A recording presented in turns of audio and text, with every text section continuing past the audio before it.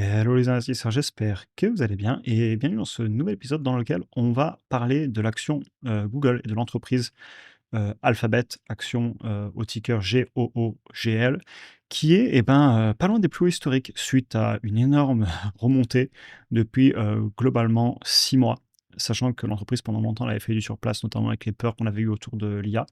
L'objectif de cette vidéo, ça va être de revenir sur, mes chiffres, ma valorisation, voir qu'est-ce que je fais avec, ma position.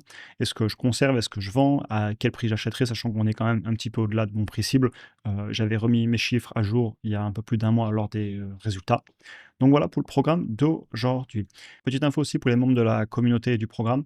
Je vous ai fait une grosse vidéo lundi pour ceux qui l'ont pas, encore vue sur, la semaine, tout ce qui va se passer, sachant qu'aujourd'hui, on a la banque centrale américaine qui va annoncer, peut-être une baisse des taux. En tout cas, c'est ce que je pense les marchés et on fera certainement un débrief vidéo demain et aussi une vidéo quantitative sur 5 actions, qui arrivent et pour ceux qui veulent nous rejoindre, vous avez, les liens en description. C'est son engagement, la dynamique est excellente, donc c'est pour ça que j'en parle à chaque fois et aussi surtout parce que YouTube me permet de communiquer avec les membres actuels pour, les informer des dernières nouvelles et de ce qu'on a publié. Et évidemment, comme d'habitude, c'est Jean Quincan sur l'investissement. Je partage mes chiffres, ma vision des choses, tout ce que je fais, mais chacun prend ses propres décisions. Donc Google, les résultats du troisième trimestre 2025 étaient très bons. J'avais remis mes chiffres à jour et vous voyez, au deuxième trimestre 2025, j'étais sur un prix à payer globalement autour des 170 et en fait, l'entreprise est chaque trimestre en train de faire mieux que ce que j'avais mis dans mes fichiers et du coup, je me retrouve tout le temps à remonter mon prix cible, mon prix à payer. Aujourd'hui, on est autour, d'un petit peu plus de 200 sachant que j'ai tendance à faire quand même des analyses assez, conservatrices. C'est mon style, j'aime bien ne pas payer les entreprises trop chères par rapport à la valeur que j'obtiens. Mais voilà, tout de même aujourd'hui sur les 320 clairement les valorisations se sont, bien appréciées. Je vais vous les montrer après. On ne peut pas dire le contraire. L'entreprise est beaucoup plus chère que quand on a pu l'acheter, quand il y avait des peurs. On a traversé ça ensemble et clairement je suis content d'avoir acheté et d'ailleurs j'en parlerai en conclusion. Vous êtes nombreux à avoir Google comme votre plus grosse position en portefeuille. Vous me le disiez, en school, sachant qu'on partage souvent les achats qu'on fait en ce moment, ce qu'on a en portefeuille et cetera et bravo à vous pour avoir tenu toutes ces peurs. On va aller regarder quelques chiffres ensemble, notamment, le cash flow des opérations, le chiffre d'affaires, les marges et cetera et en fin de vidéo, je répondrai, à la question, est-ce que je vends? Parce que voilà, on est quand même à plus de 100 au-delà du prix que je serais prêt à payer et je comprends tout à fait cette question. Il n'y a pas de petite plus-value comme je le dis, toujours, et je vous partagerai un petit peu ma vision des choses. Est-ce que je pourrais vendre? Sur quel niveau? Et aussi quelles seraient peut-être les alternatives, dans le futur? Avec une vision court terme contre long terme. On va aussi parler des nouveaux segments du business qui pourraient être développés dans les années à venir. Rapidement quand même, hein, c'est un business qui génère énormément de cash. Ici, vous avez le cash issu des opérations que je voulais vous remontrer. On est sur du 151 milliards en 12 mois glissants de dollars générés. Et si vous regardez les CAPEX, globalement, la moitié de ce qu'a généré les opérations est réinvesti et je pense que ça continuera et que ça va peut-être même accélérer. L'entreprise investit massivement. C'est à noter, le free cash flow sans réintégrer les compensations en actions est plus bas. C'est, à noter aussi, je le précise, hein. Comme ça, je vous l'ai dit parce que c'est quelque chose qui est souvent remonté sur ces entreprises, qui investissent beaucoup et qui compensent, les employés, la direction et cetera. Le chiffre d'affaires, de la même façon, c'est assez impressionnant. Je vais vous l'afficher, on repart, hein. Il y avait eu une mini stagnation là en 2022, début 2023 et on est reparti de plus belle. On est, quand même sur plus de 18 de croissance annuelle composée depuis 2015 sur 10 ans et ça réaccélère. Bravo. Je voulais vous montrer les marges aussi. Je me suis fait des petites imprimes écran pour, savoir les quelques points que je voulais vous montrer, sachant qu'on a fait des analyses complètes de l'entreprise, hein, donc on passe quand même assez vite. Surtout que le slide d'après m'intéresse beaucoup, dans lequel je vais vous montrer, un petit peu tout ce que je vois sur cette entreprise qui m'intéresse pour l'avenir.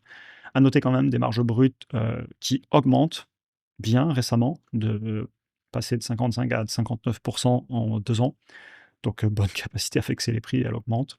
Marge nette, pareil, qui augmente et marge sur flux de trésorerie opérationnel qui augmente aussi. Et sur les free cash flow, assez peu exploitable à cause des CAPEX qui accélèrent et donc dans ce cas-là, un petit peu à la Amazon qui investit beaucoup, pourquoi pas regarder cette entreprise sur les bénéfices? C'est ce que j'ai fait sur la marge nette dans mes projections et je pense qu'on pourrait aussi le faire sur les flux de trésorerie opérationnels. Ce serait quelque chose de faisable.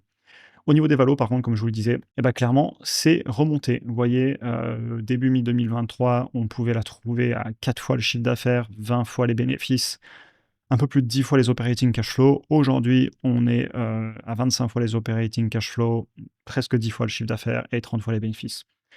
Ça se paye beaucoup plus cher qu'à l'époque. Je suis pas spécialement prêt à la payer ce prix-là, surtout que je l'ai payé beaucoup moins cher. Mais est-ce que 25 fois les operating cash flow et 10 fois le chiffre d'affaires, c'est, surévalué au point que j'irai la vendre, surtout quand je vois, bah, la croissance du chiffre d'affaires et ce que je vais vous montrer après? Voilà, je suis pas forcément sur le niveau encore où je serai à vouloir la vendre, surtout à cause de ce qu'on va parler maintenant. Au-delà des segments actuels du business qu'on peut citer, moteur de recherche, la publicité, YouTube, Android, les smartphones, le cloud, l'intelligence artificielle, la liste est longue, hein, vous pouvez la compléter. Là, je vous ai mis les grandes lignes. On continue à avoir des courbes en S qui se superposent.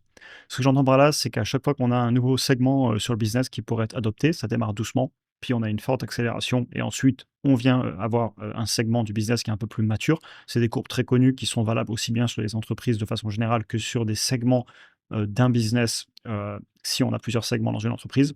Et donc évidemment, dans ce business, on a eu différentes phases. Les moteurs de recherche, ils sont venus devenir leaders, donc on a eu une forte accélération et aujourd'hui, la croissance est un petit peu plus faible. En ce moment, en plein milieu de l'accélération, on a le cloud qui a des très fortes croissances, l'IA aussi. D'ailleurs, vous avez les croissances sur le cloud, elles sont partagées. On est au-delà des 30% en 12 mois glissants quand vous regardez les résultats de Google. Et vous en avez d'autres qui vont certainement arriver dans le futur. On parlait il y a pas longtemps, du fait que le PDG, parle de l'IA, envoyer des satellites, pour faire des tests avec, des cartes électroniques dans l'espace parce que ça aurait des avantages. Il ne faut pas oublier que Google possède 7,5% de SpaceX qui, eux aussi, clairement sur une courbe en R, se sont plutôt au début de l'accélération qu'à être une entreprise mature à mon avis. Waymo, pareil, on est plutôt au début. On n'a pas eu encore une énorme expansion de la conduite autonome. Pour l'instant, ils sont dans quelques villes. Et ils travaillent sur des projets à beaucoup plus long terme. On peut penser aux ordinateurs quantiques avec Willow.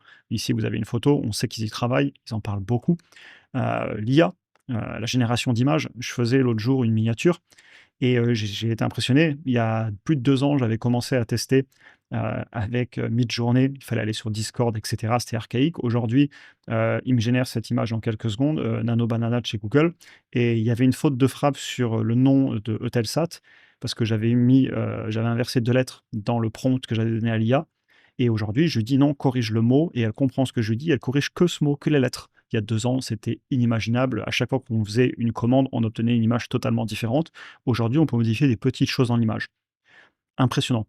Et voilà, l'histoire est longue, je vous laisserai étudier l'entreprise en détail, mais je veux surtout pas parier contre eux. Ils passent leur temps à essayer de s'auto-disrupter et à innover. D'ailleurs, vous le voyez dans les CAPEX, ils investissent, c'est impressionnant. On serait bientôt sur du 100 milliards de CAPEX par an. On arrive pas loin des 80 alors qu'on était à 32 milliards en 2023, fin 2023. Donc pour ma conclusion, mes chiffres sont plutôt conservateurs, c'est un avis personnel. De toute façon, vous les avez, ils sont affichés ici. Aussi bien en termes de croissance, vous voyez que j'ai moins que ce qu'ils font en ce moment, le prix à payer, je suis plus bas que le marché, et cetera. J'aime bien, en tout cas, j'essaie de payer un prix que j'estime raisonnable par rapport à ce que j'obtiens. Je suis à l'aise avec ma position, vous la voyez ici. Je suis content d'être à la hausse. Maintenant, je laisse pas ça trop m'impacter parce que j'ai vraiment une vision assez long terme. Je me permets de prendre mon temps. Je renforce pas à ces niveaux-là, clairement, mais je vends pas non plus. On est en ligne avec mon analyse. L'entreprise est en train de faire ce que j'ai prévu. Elle s'attaque à des nouveaux segments et je veux pas parier contre eux. À chaque fois que j'ai vendu, trop tôt, je l'ai regretté, surtout que les gagnants continuent à gagner et pèsent de plus en plus, et les entreprises où ça marche moins bien, bah, ça pèse de moins en moins, et donc clairement j'apprends de mes, leçons. Le prix qu'on paie quand on fait une erreur, et j'estime qu'avoir vendu trop tôt certaines de mes entreprises, c'était une erreur, bah, le prix qu'on paie, c'est, pour apprendre, donc apprenons. Et donc voilà, évidemment, je vais continuer à vérifier qu'ils font ce qu'il faut par rapport à la concurrence, qu'ils se battent et cetera. Mais je confirme que je suis de moins en moins inquiet par rapport à l'IA, alors que le narratif, il y a 2 ans, disait qu'ils allaient, justement être tués par l'IA. Moi, j'ai un peu l'impression que ça va être l'inverse, et on en parlait déjà à l'époque et ça se confirme, donc tant mieux. Vous êtes plusieurs à avoir Google dans le top 1 en portefeuille, bravo à vous. On en parlait dans le school l'autre jour. Il y a des opportunités en bourse, il y a Google, c'était il y a 2 ans. Aujourd'hui, j'achète plus Google, mais c'est pas grave, je conserve. Et ici, j'ai mis des petits extraits de tout, ma méthodologie, que j'aime bien regarder, quand je me pose la question: «Est-ce que j'ai envie de vendre?» Et 2 points que je trouvais pertinents pour cette vidéo sur Google. Déjà, je tenais à le dire, quand une entreprise explose, en fait, c'est normal de ressentir cette envie de vendre. Je suis le premier aussi à le ressentir, ne vous inquiétez pas, vous n'êtes pas seul. Et ensuite, il y a des alternatives à la vente. Déjà, Google, par exemple, c'est une entreprise qui a commencé à payer un dividende. Ça, voilà, je ne veux pas m'en plaindre. C'est une entreprise, sur laquelle peut-être un jour je pourrais travailler avec des options. La liste est longue, dans le futur, je pourrais emprunter contre, et cetera. Donc voilà, pas de raison de vendre sur ces niveaux. Après, me faites pas dire ce que j'ai pas dit, hein. Si, un jour l'entreprise arrive avec des ratios de prix, avec un prix par rapport au chiffre d'affaires à 20, 30, Je me reposerai peut-être la question si mon internet veut bien, charger. Vous allez voir ici, voilà nickel. Mais on n'est pas encore sur les niveaux de valorisation qui me choquent. Donc je conserve, je n'achète plus.